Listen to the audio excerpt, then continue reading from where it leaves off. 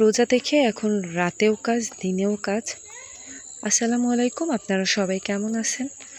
আমি তো আলহামদুলিল্লাহ ভালো আছি, আপনাদের দোয়া ভালোবাসে। তো আশা করছি আপনারাও ভালো আছেন। তো এই যে বললাম যে রোজা থেকে দিনের বেলা তো সেরকমের রৌদ্রের মধ্যে বসে কাজ করা যায় না, রান্না বান্না করতে করতেই তো সময় চলে যায়। তো যে পরিমাণ রোদ পড়ছে বাহিরে, তো এখন এর জন্য ভাবলাম যে আমার শাশুড়ি বলল যে চলো ডালগুলো আর কি ঝাড়া পোছা করে নিই। তো কালকে তো দেখালাম যে ডালগুলা ভাঙছি মেশিনে, তো এর জন্য আর কি ঝাড়া পোছা করতে চলে আসলাম। তো রোজা থেকে রোদ্রের মধ্যে বসে ঝাড়া পোছা করা সম্ভব নয়, এর জন্য ভাবলাম যে রাতেই কাজটা সেরে রাখি, আর দিনের বেলা রোদ্রে দিলেই হয়ে যাবে ডালগুলো। তো এই যে আমি পুছে দিচ্ছিলাম আর আমার শাশুড়ি ঝাড়তেছিল, কারণ আমি ঝাড়তে পারি না, তো এর জন্য আর কি। আর এই যে ঝাড়া শেষ, এখন ডালগুলো আর কি যেখানে শুকাতে দেবো আর কি, আমাদের ঈদগাহ মাঠ আছে, তো ঈদগাহ মাঠে আর কি শুকাতে দেবো, এর জন্য আর কি ডালগুলো ভরে আমি আর আমার হাজব্যান্ড নিয়ে যাচ্ছিলাম, নিয়ে আর কি ওইখানে রেখে আসবো, যাতে সকালে আর কষ্ট না করা লাগে। তো এই যে ঈদগাহ ময়দানে এই যে চট লেসে তারপরে আর কি এইভাবে আর কি গুছাই রেখে আসলাম, তারপর সকালে এসে রোদ্রে শুকাতে দিলেই হয়ে যাবে। তো তাহলে মনে করেন সকালের কষ্টটা শেষ হয়ে গেল। তো এর জন্য আর কি এইভাবে করে আমরা রেখে আসলাম, তারপরে আর কি সব শুকাতে দেব সকালবেলা। তো যে যেখান থেকে আমার ভিডিওটা দেখতেছেন সবাই ভিডিওটা দেখার প্রথমে একটা লাইক করে দিবেন, আর আমার পুরো ভিডিওটা জুড়ে থাকবেন। আমার ভিডিওটা যদি কোনো অংশ ভালো লেগে থাকে তাহলে ভিডিওতে প্লিজ সাবস্ক্রাইব করে দিবেন।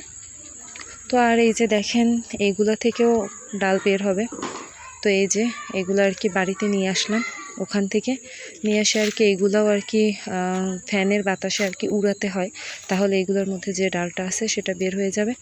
তো আমি তো এগুলো পারি না, এর জন্য পাশের বাসার আর কি কাকি আসছিল আর আমার শাশুড়ি মিলে দুইজনে একসাথে আর কি উড়াচ্ছিল, উড়াই আর কি ডালটা বের করছে, আর ময়লাটা আর কি পাশ দিয়ে বের হয়ে গেছে। তো এখান থেকেও ডাল বের হবে, তো এগুলো আর কি উড়ানোর পরে তারপরে আবার হচ্ছে ঝাড়া পোছা করতে হবে।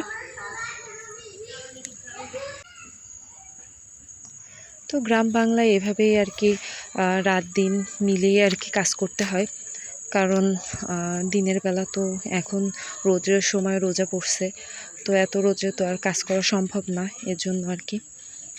তো যাই হোক, তারপরও মাশাল্লাহ আমাদের নিজেদের হাতের ডাল হবে, এতেই আমরা সন্তুষ্ট। তো কিনে খেতে গেলে তো অনেক দাম হয়ে যায়, এই ডাল আমরা অন্য আমার যে আত্মীয় স্বজনেরা আছে তাদেরকেও দিতে পারবো, আর নিজেরাও খেতে পারবো সারা বছরের জন্য। তারপরে সামনের বছর যদি আবার ডাল বুনতে চাই তাও বোনা যাবে। তো এই যে আজকে তো বেশি কিছু রান্না করি নাই, ঢেঁড়স ভাজি, ডাল আর ডিম ভুনাটা করছিলাম। তো ডিম ভুনাটা দেখতে অনেক ভালো লাগছিল, তাই আর কি আপনাদের সাথে শেয়ার করলাম। আর এদিকে আর কি কাজকর্ম সেরে এসে তারপরে আর কি একটা বাঙ্গি আনছিল, সেটা আর কি কাটলাম, কাটার পরে এখন এটা আর কি আমার ছেলেরা খাচ্ছিল। তো আমার ছোট ছেলেটার অনেক পছন্দ বাঙ্গিটা, আমার শাশুড়িরও পছন্দ। তো চিনি আর লবণ দিয়ে মেখে তারপরে আর কি সবাই মিলে খাচ্ছিলাম। আর এইটা দেখেন একটা স্পেশাল জিনিস, তো আমাদের ঘরে সবাই পছন্দ করে। আমার বড় ছেলেটা আগে খেত না, তো এখন ও খায়। এটা হচ্ছে ভোলার দই, টক দই। তো ভোলার তো বিখ্যাত টক দই, মহিষের টক দই। তো এই দই খেতে কে কে পছন্দ করেন? আমাদের ঘরে তো সবাই পছন্দ করে প্রায়। তো আমরা এই যে দইটা নিয়ে আসছে, তো ভাত দিয়ে আজকে খাবো আর কি। তো আজকের ভিডিওটা বেশি বাড়াবো না, কারণ রোজা থেকে কাজকর্ম করে বেশি ভিডিও করা যায় না, আর ভিডিও আপলোড দিতেও অনেক সময় লাগে, তো একটু রেস্ট নেওয়ারও দরকার আছে, তাই ভাবলাম যে ভিডিওটা বেশি বাড়াবো না। তো আপনারা দেশ এবং দেশের বাইরে থেকে যে যেখান থেকে আমার ভিডিওটা দেখতেছেন সবাই ভিডিওটা দেখার প্রথমে একটা লাইক করে দিবেন, আপনাদের কাছে এটা অনুরোধ। আল্লাহ হাফেজ।